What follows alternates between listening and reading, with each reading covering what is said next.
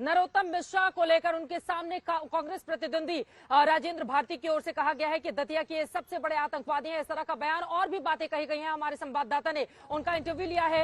ये बड़बोलापन या इस तरह की बदजुबानी क्यों दिखा रहे हैं राजेंद्र भारती? एक बार फिर से बताइए। हमारे साथ अमित भारद्वाज हमारे संवाददाता जुड़े हुए हैं। अमित, क्या संकेत और संदेश देने की कोशिश है इसके जरिए?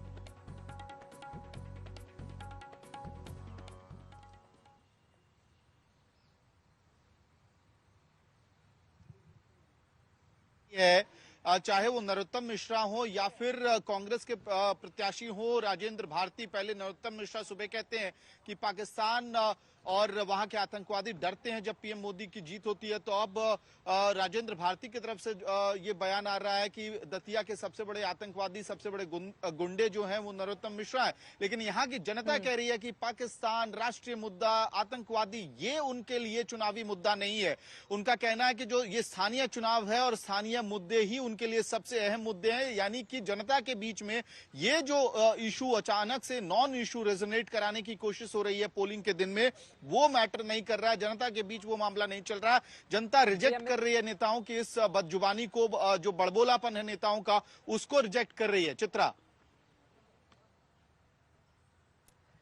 वो बयान सुनवाना अमित भारद्वाज बहुत जरूरी है। राजेंद्र भारती ने जिस तरह के शब्दों का इस्तेमाल ठीक उस दिन किया है जब जनता बड़े पैमाने पर जाकर वोट डाल रही है। लेकिन आप ये कहना है कि राष्ट्रवाद हो, चाहे जिस तरह की बातें पाकिस्तान को लेकर कहते हुए नजर आए हैं नरोत्तम मिश्रा, उनसे ज्यादा स्थानीय मुद्दों को जनता तरजीह दे रही है। दोनों के बीच कांटे का मुकाबला था 2018 में, लेकिन इस बार बाजी कौन पलटेगा देखना महत्वपूर्ण रहेगा। लेकिन आपने जो बातचीत की है राजेंद्र भारती से, पहले वो सुनवा देते हैं, उसके बाद अमित मैं फौरन आपके पास आती हूँ।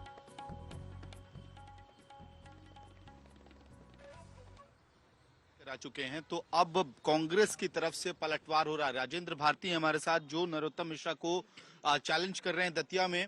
आपके प्रतिद्वंदी और गृह मंत्री राज्य के, वो कह रहे हैं कि पाकिस्तान के आतंकवादियों को डर लगता है जब प्रधानमंत्री नरेंद्र मोदी, बीजेपी की जीत होती है। देखिए, ये प्रधानमंत्री से संबंधित कोई चुनाव नहीं है। ये शुद्ध रूप से नरोत्तम मिश्रा का चुनाव है और नरोत्तम मिश्रा इस चुनाव में हार रहे हैं।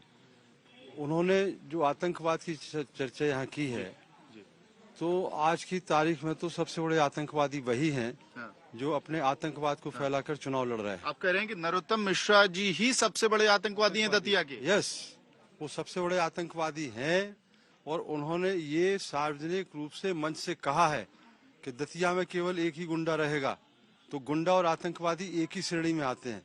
तो राजेंद्र जी, एक तरफ वो विवादित बयान दे रहे हैं तो आप भी विवादित बयान दे रहे हैं चुनाव के दिन। नहीं, मैं विवादित बयान नहीं दे रहा हूँ। उन्होंने जो कहा है मैं तो उसके संबंध में बोल रहा हूँ। उसका क्लियरिफिकेशन दे रहा हूँ, उसको और स्पष्टीकरण उसमें आगे जोड़ रहा हूँ।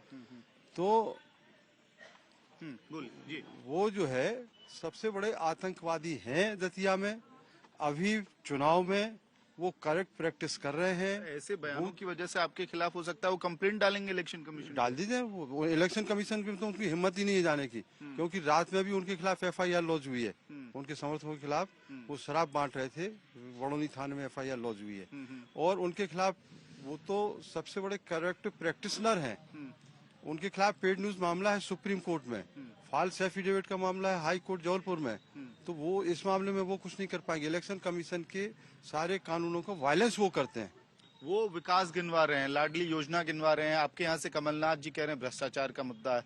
आप लोगों को किस बात पे कॉन्फिडेंस है? देखिए, हम लोगों को कॉन्फिडेंस है। एक तो 20 साल, 18 साल भारतीय जनता पार्टी की सरकार रही है और इस बीच में जितने उनका दोषी सीधे सीधे शिवराज सिंह जी के ऊपर आता है मामला। तो एक तो एंटी इनकम्बेंसी वो है, दूसरा भ्रष्टाचार बहुत तरह से बड़ा है, बहुत ज्यादा मात्रा में बड़ा है और उसके कारण आम पब्लिक बहुत ज्यादा परेशान है। ठीक है, यहाँ और ज्यादा प्लस होता है। मंत्री जी भय और आतंक की राजनीति करते हैं, गृह मंत्री जी, तो उसके कारण उनके खिलाफ और ज्यादा आक्रोश है और हम लोग वो लड़ाई लड़ रहे हैं।